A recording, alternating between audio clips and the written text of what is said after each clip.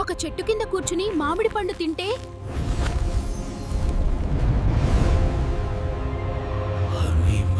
అనగనగా రంగాపురం అనే గ్రామంలో ఊరి చివర ఒక పురాతనమైన మామిడి తోట ఉండేది. ఆ తోట మధ్యలో వందల ఏళ్లనాటి ఒక భారీ మామిడి చెట్టు ఉండేది. ఆ చెట్టుకి కాసే పండ్లు సాధారణ మామిడి పండ్లలా కాకుండా బంగారు రంగులో మెరుస్తూ అమృతంలా తీపిగా ఉండేవి. కాని ఆ చెట్టు గురించి ఊర్లో ఒక వింతైన నమ్మకం, ఒక భయంకరమైన నియమం ఉండేది. ఆ చెట్టు పండును కోసుకొని ఇంటికి వెళ్ళి తినవచ్చు. కాని ఎవరైతే ఆశకు పోయి ఆ చెట్టు నీడలోనే కూర్చుని ఆ పండును తింటారో వారు మరుక్షణం బ్రహ్మరాక్షసుడిగా మారిపోతారు. ఇది ఆ ఊరి పెద్దలు చెప్పే మాట. అందుకే ఎవరూ ఆ చెట్టు కింద కూర్చుని తినే సాహసం చేసేవారు కాదు. అదే ఊర్లో రవి అనే ఒక తుంటరి కుర్రాడు ఉండేవాడు. రవికి మామిడి పండ్లంటే ప్రాణం.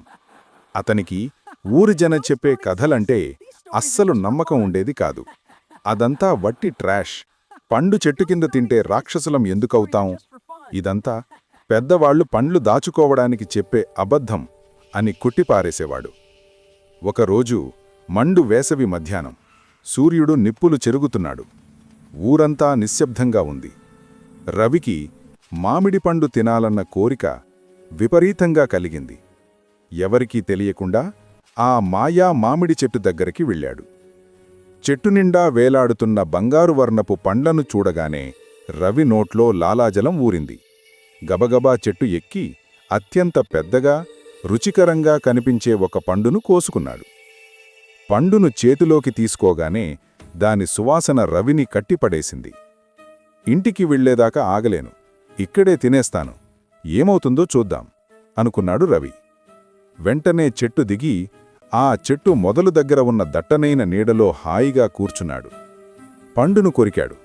అది అమృతంలా ఉంది. ఆ రుచిలో మైమరిచిపోయి ఊరి పెద్దల హెచ్చరికను పూర్తిగా మరిచిపోయాడు. పండు తిని పూర్తయ్యేసరికి అకస్మాత్తుగా వాతావరణం మారింది. అప్పటిదాకా వీస్తున్న వేడిగాలి ఆగిపోయింది. ఆకులన్నీ భయంతో వణికినట్లు శబ్దం చేయడం మొదలుపెట్టాయి. రవికి కడుపులో ఏదో వింతగా అనిపించింది. లేచి ఇంటికి వెళదామని ప్రయత్నించాడు. కాని అతని కాళ్లు బరువుగా మారాయి. భూమికి అతుక్కుపోయినట్లు అనిపించింది. అమ్మా అని అరవాలని నోరు తెరిచాడు రవి. కాని అతని గొంతులోంచి మనిషిమాట రాలేదు. ఒక భయంకరమైన గాండ్రింపు వినిపించింది. రవి చేతులు సాగదీసి చూసుకున్నాడు. అతని చర్మం నల్లగా గరుకుగా మారిపోతోంది. గోళ్లు కత్తుల్లా పొడవుగా పెరుగుతున్నాయి. అతని కళ్ళు నిప్పు కణికెల్లా ఎర్రగా మారాయి.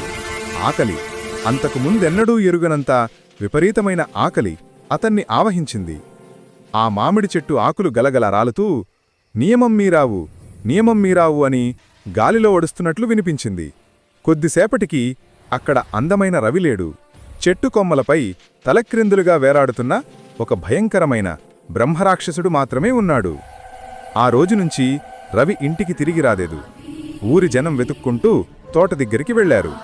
అక్కడ చెట్టు కింద రవి చెప్పులు, సగం తిన్న మామిడి తొక్క మాత్రమే కనిపించాయి. పైకి చూస్తే చెట్టు కొమ్మల మధ్య 2 ఎర్రని కళ్ళు మెరుస్తూ కనిపించాయి. అప్పటినుండి ఆ చెట్టు దరదాపుల్లోకి వెళ్లాలంటేనే జనం భయపడేవారు. ఆశకుపోయి పెద్దల మాట వినని రవి ఆ మాయా మామిడి చెట్టుకి కాపలా కాసే బ్రహ్మరాక్షసుడిగా మిగిలిపోయాడు. నీతి: పెద్దలు చెప్పే మాటల్లో ఏదో ఒక పరమార్థం ఉంటుంది. ఆశకుపోయి నియమాలు మీరితే అనర్థాలు తప్పవు.